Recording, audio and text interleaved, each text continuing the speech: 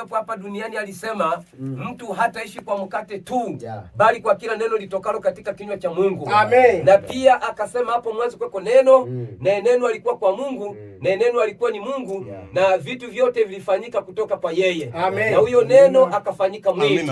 Ndio maana ndugu yangu tunaamini neno tu, kwa sababu ukitaka habari za uzima wa milele tunaupata kwa njia ya neno tu. Na hatuna kitabu kingine ambacho kinaweza kikatuongoza njia ya kwenda mbinguni kupata uzima wa milele isipokuwa ni Biblia. Na Biblia ni neno la Mungu. Jina la Bwana libarikiwe sana. Hatuendi nje ya Biblia, tunakaa ndani ya Biblia. Amen. Jioni ya leo, kabla ya yote ninapenda tu tusome katika kitabu cha Ufunuo.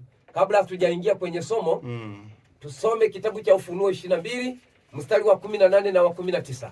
Ufunuo 22 mstari wa 18 mpaka wa 19. Soma. Maandiko yanasema hivi. Naam. Namshuhudia kila mtu asikia maneno ya unabii wa kitabu hiki. Namshuhudia kila mtu asikia maneno ya unabii wa kitabu hiki. Mtu yeyote akiongeza, Mungu atamwongeza hayo mapigo yaliyoandikwa katika kitabu hiki. Mungu atamwongezea hayo mapigo yaliyoandikwa katika kitabu hiki. Na mtu yeyote akiondoa lolote katika maneno ya unabii wa kitabu hiki. Na mtu yeyote akiondoa lolote katika unabii wa maneno ya kitabu hiki, Mungu atamwondolea sehemu yake katika ule mti wa uzima. Mungu akubariki sana msomaji. Amina. Ndugu msikilizaji unanisikia, msingi wetu wa maandiko umejengwa mahali hapo. Kitabu cha Ufunuo sura ya 22 ndiyo kitabu cha mwisho katika Biblia. Na ndiyo sura ya mwisho katika Biblia. Wanafunga Biblia kabisa. Mungu akafunga Biblia kwa kujua ya kwamba maandiko haya utakuwa utosherevu toka kizazi mpaka atakapokuja duniani. Maandiko yote yaliyoandikwa kwenye Biblia ndio utosherevu wa maisha ya mwanadamu kwa ajili ya uzima wa milele. Kwa hiyo hakuna kuongeza, hakuna kupunguza. Maandiko haya yamehakikishwa. Ndio maana kila jambo lolote lililoko duniani lilishaonwa na kuandikwa katika kitabu. Likija jambo lolote mbele, hata hiyo miaka mingapi, lazima litakuwa limeandikwa kwenye kitabu. Kama halimo, basi upaswe kuliongeza. Na kama upaswe kuliongeza, na wala upaswe kulipunguza. Tunaleta ile injili ya asili ambayo haiongezwi wala haipunguzwi. Tunaishi na neno la Mungu tu. Mungu awabariki sana wapendwa wasikilizaji mnaonisikia sasa. Sasa tunaenda kuomba kwa ajili ya kipindi chetu. Bwana wetu Yesu Kristo, Mungu wetu mkuu, mfalme wa uzima, ninakutukuza kwa neema yako, kwa jinsi ambavyo umehusika tena kutupa kibali kuwemo sasa katika studio hii. Ninajua ya kwamba kuna wasikilizaji wengi wanaotufuatilia ambao wanapenda kuifahamu njia yako. Maana ulimwengu umekuwa ulimwengu wa ukengeufu. Watu wengi wametumia kitabu hiki Bwana kama kwa ajili ya maslahi yao. Wawe waganga wa kienyeji wanakitumia, wawe wana michezo wanakitumia, wawe wana siasa wanakitumia, lakini chenyewe kikuja kwa ajili ya makusudio hayo. Kilikuja kwa makusudio ya watoto wako wapate uzima wa milele kwa ajili ya kwenda mbinguni. Na ndio sisi ulio tuneemesha Baba kutuweka katika mali hapa katika kipindi hiki cha mwisho, ikiwa tumepokezanwa kutoka mitume mpaka nyakati hizi sasa. Sasa wabariki wasikilizaji na wafungue, wape utayari wa mioyo ili wakapate kukuona wewe kwa ajili ya uzima wa milele. Katika jina la Yesu Kristo Mwokozi tunaomba. Amen. Jina la Bwana libarikiwe. Tulikuwa na ujumbe wetu ambao tulikuwa tunaupata katika kitabu cha Waefeso 4 mstari wa 5 hadi 6, na kichwa chetu cha somo kilikuwa kinasema njia iliyowekwa na Mungu. Leo tutakuwa na somo, tutakuwa kwenye kitabu hicho tu. Lakini kwa kifungu tunachotaka kuzungumzia leo itakuwa na somo linalosema kumjua Mungu wa kweli. Amen. Kumjua Mungu wa kweli. Twende katika Waefeso 4 mstari wa 5 hadi wa 6. Kitabu cha Efeso 4 mstari wa 5 mpaka wa 6. Naam. Bwana mmoja, imani moja, batizo mmoja, Mungu mmoja, naye ni Baba wa wote, juu ya yote, na juu ya yote, na katika yote, na ndani ya yote. Jina la Bwana libarikiwe. Kwa hiyo tuliona ya kwamba kulikuwa na mambo manne. Kulikuwa na Bwana mmoja, imani moja, ubatizo mmoja, na Mungu mmoja. Tulizungumzia ubatizo katika kipindi cha kwanza. Huwezi ukampokea Mungu. Kumpokea Mungu njia ya kuingilia ni ubatizo. Lazima ujue huo ubatizo wa kweli. Utenganishwe kwa dhambi zako, na alafu sasa ndipo akupokee. Na atakapokupokea ndipo ufundishwe. Biblia ilisema ya kwamba mkiwabatiza kwa jina la Baba na Mwana na Roho Mtakatifu, mkishamaliza kuwabatiza na kuwafundisha. Kwa hiyo tulikuwa tunaangalia jina la Baba na Mwana ni nani, na alafu ukishamaliza kubatizwa ndio sasa tunaingia katika mafundisho. Kwa hiyo sasa tunazungumza sasa kuhusu mafundisho, maana ubatizo tumeuona na watu wamekubali na wameona njia ya kubatizwa na jina wamelifahamu. Ndio maana sasa jana siku ile tuliyopokuwa hapa ya pili tulikuwa sasa na mafundisho ya kuwafundisha watu imani moja. Ni imani ipi ambayo Mungu aliliachia kanisa lake alilolianzisha? Sasa leo tutataka tumjue huyu Mungu mmoja ambaye kanisa lake lilimjua. Amina na amina. Mungu mmoja ambaye tunataka tuzungumze jioni usiku wa leo. Mungu mmoja mwenye nafsi moja. Jina la Bwana libarikiwe sana. Ninaamini ndugu wasikilizaji, tutaenda sawa sawa. Unajua kama kuna kulenga shabaha, unahitajika ulenge shabaha leo kwenye somo hili. Kwa sababu watu wote ni waabudu. Amina. Sasa ni lazima uwe unajua ya kwamba kila unachokiabudu ni kipi. Huyu Mungu unayemwabudu ni Mungu yupi? Na ni Mungu wa namna gani? Na ukikosea kujua ya kwamba Mungu unayemwabudu ni wa namna gani, basi wewe tunaona katika kitabu cha Marko alisema unaabudu bure, maana unaabudu usichokijua. Jina la Bwana libarikiwe sana. Kufanya kazi ndugu yangu bila mshahara haina faida. Amina. Mungu asaidie sana. Kwa hiyo kila kazi inayofanywa lazima ina mshahara. Sasa kama unafanya kazi ya ibada, tegemea mshahara. Sasa ikiwa ni bure, ina maana yule uliyekuwa unamfanyia ukumjua. Kwa hiyo ulipoteza muda wako. Ndio maana kuna kilio. Sasa wakati huu ndugu yangu tunahitaji itakapofika siku ile ya watu kulia, wewe usilie. Ujue Mungu uliyekuwa unamwabudu ni wa namna gani. Sisi tunataka tumuoneshe Mungu anayeabudiwa. Aliyeabudiwa na mitume, aliyeabudiwa na manabii, na anayeabudiwa mpaka leo kulingana na Injili ya Yesu mpaka atakapokuja mwisho wa dahari. Amen.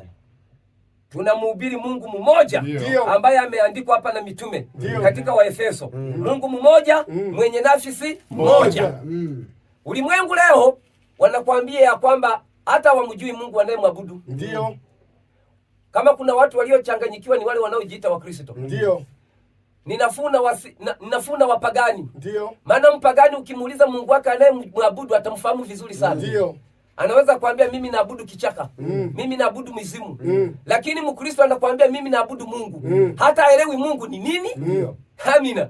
Hata jina la Mungu halijui. Anakuambia tunaabudu Mungu wa mbinguni na hata mbingu haijui. Nataka nikuambie jioni ya leo, huyu Mungu unayemwabudu huyu ndiye nataka leo nikuelezee. Tulimuona ya kwamba jina lake anaitwa Yesu Kristo. Ni Mungu mmoja mwenye nafsi moja. Amina. Ni kweli kabisa. Jina la Bwana libarikiwe sana.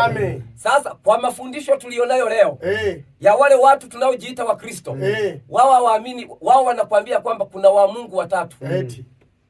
Mwingine anakuambia kuna Mungu mmoja ila ana nafsi tatu. Ngoja nikwambie, tunapozungumza jambo la nafsi, nafsi ni kitu kinachojitegemea, ni mtu anayejitegemea. Yaani ana masikio, macho, kuona kila kitu. Na anaongea. Na ndani mwake kuna nafsi. Ni utu mkamilifu. Kwa hiyo unapozungumza Mungu mwenye nafsi tatu, unamaanisha ya kwamba kuna wa Mungu watatu. Biblia haijazungumza vitu vya namna hiyo.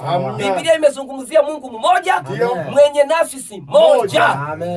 Amen. Maana kitu kilichopewa nafsi. Amina. Kitu kilichopewa nafsi, wapendwa, nataka niwajengee msingi vizuri. Ili tutakapoingia kwenye maandiko, Mungu ajifunue miongoni mwenu. Nataka niwaambie ya kwamba kitu kilichopewa nafsi ni mtu tu. Mtu ndiye aliyepewa nafsi. Vitu vingine vyote vikupewa nafsi. Mnyama akupewa nafsi. Ndege akupewa nafsi.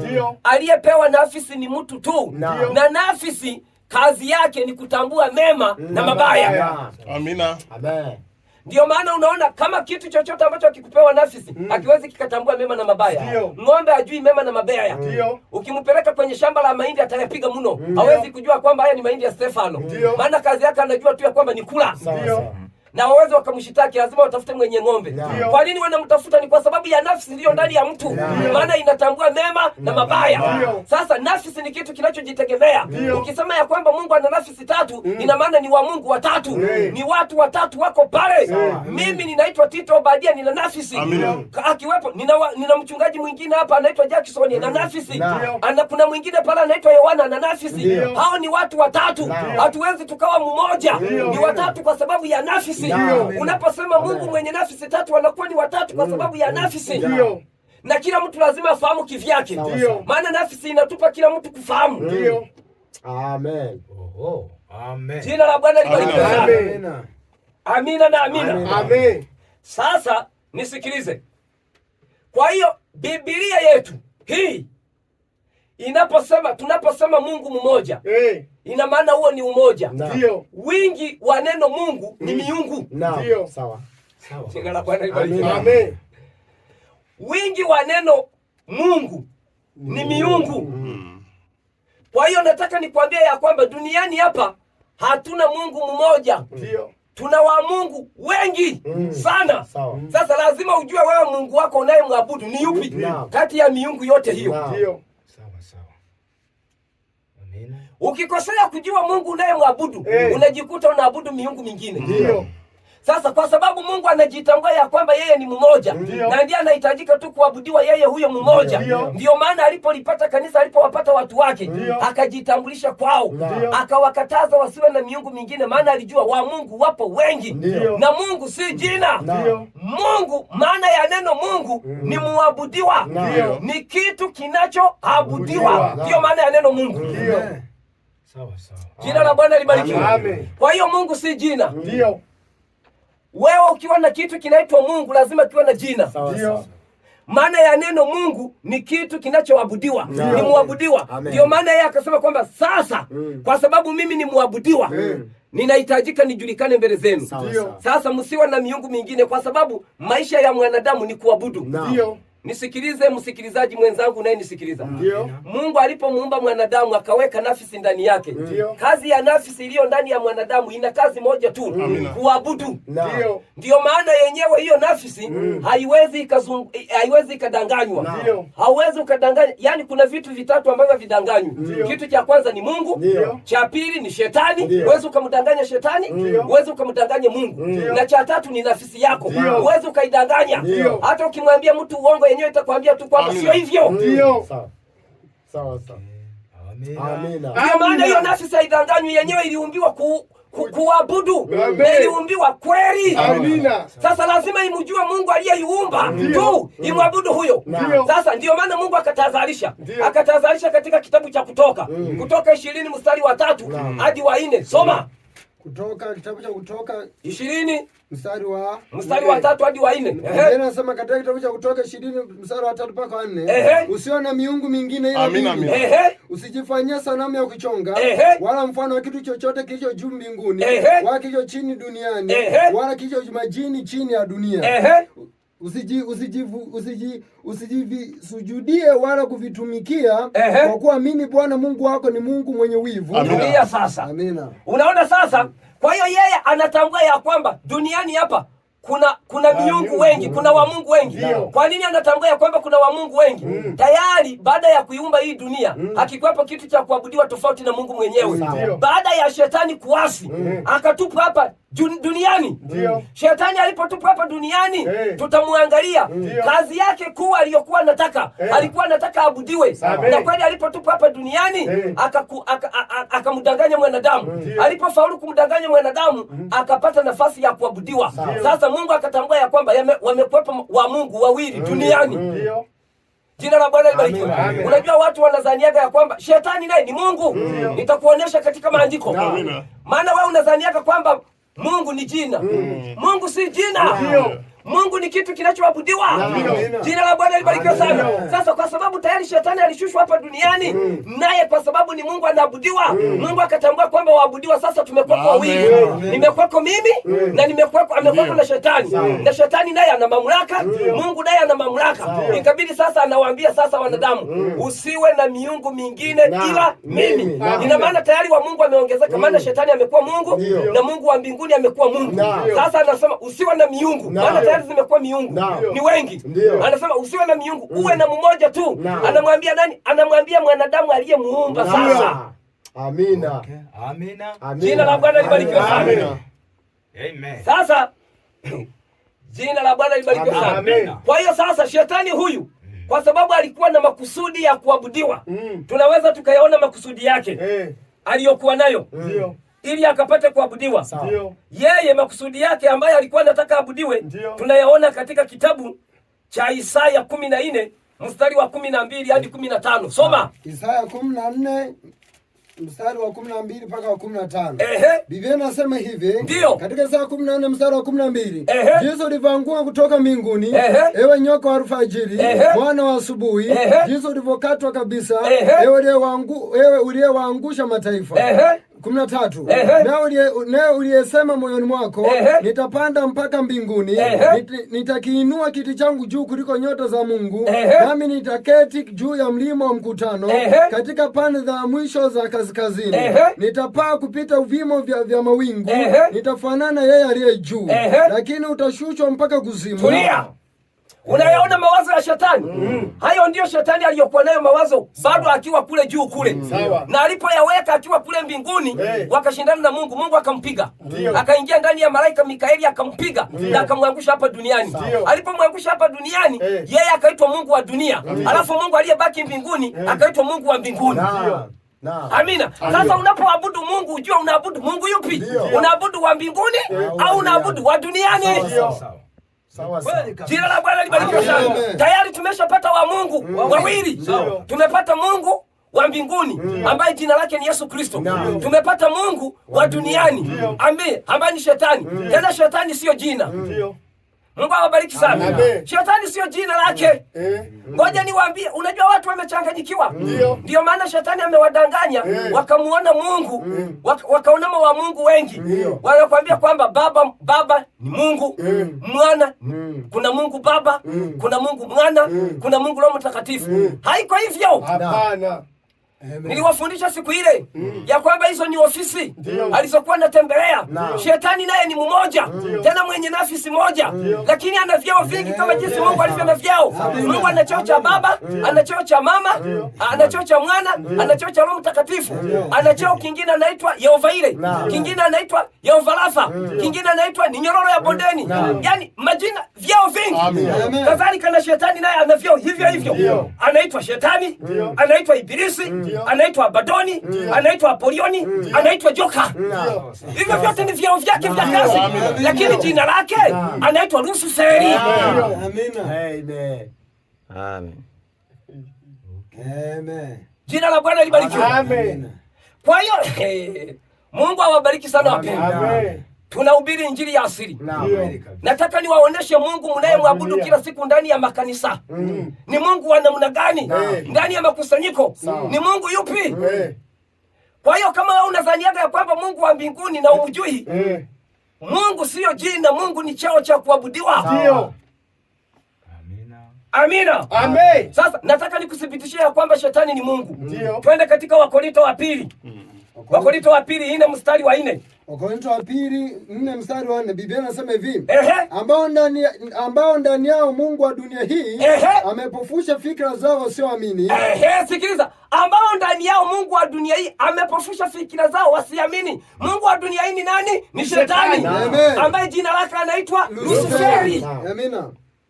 Ndiye kwa nini anakuwa Mungu wa dunia hii? Maana alitupa kutoka mbinguni akaja duniani. Kwa hiyo sisi hatuabudu Mungu wa dunia. Sisi tunaabudu Mungu wa mbinguni ambaye jina lake ni Yesu Kristo. Usipompata huyo unaabudu wa dunia. Ni mbili tu. Hakuna kukaa baki. Kwa nini? Kwa sababu wewe ndani yako una nafsi, na nafsi iliumbiwa kuabudu. Ndio maana ukishindwa kumpata Mungu wa mbinguni, utaabudu wa duniani. Ukikosa kumpata wa duniani, utaabudu wa mbinguni. Hivyo tu, ni mbili tu. Tuna mamlaka mbili tu hapa duniani. Sasa hayo mamlaka yana vitengo mbalimbali. Kama unavyoona tuna serikali moja tu hapa sisi ya CCM. Ina vitengo mbalimbali. Ina maafisa usalama, ina walimu, ina nini, lakini serikali ni moja. Ndivyo hivyo. Amina. Sawa sawa. Amen. Amina. Jina la Bwana libarikiwe. Amen. Na sisi tuna serikali moja tu ya mbinguni.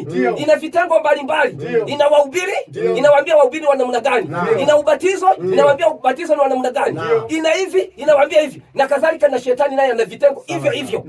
Yeye alipotaka shetani kuabudiwa, ngoja nikwambie, unajua kazi ya shetani, kwa sababu alitambua ya kwamba amepata nafasi ya kuwepo duniani hapa.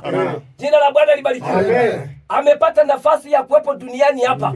Sasa amepata nafasi ya kuabudiwa. Amekuwa Mungu wa duniani. Ikabidi apofushe watu fikira. Ilikuwa siamini. Ilibidi awapofusheje? Jambo la kwanza, anasema hivi, shetani amekuwa na jitihada za kuwafanya watu wasimjue Mungu wao wa kweli. Hizo ndizo jitihada alizofanya. Sasa kama alizifanyaje? Maana shetani anajua vizuri kabisa kwamba Mungu ni mmoja, na jina lake anaitwa Yesu Kristo. Uwezo kumdanganya shetani. Shetani anajua Biblia hii yote kuliko wewe unavyopuyanga. Sawa sawa. Kwa hiyo akajua kabisa ya kwamba huyu Mungu ni mmoja.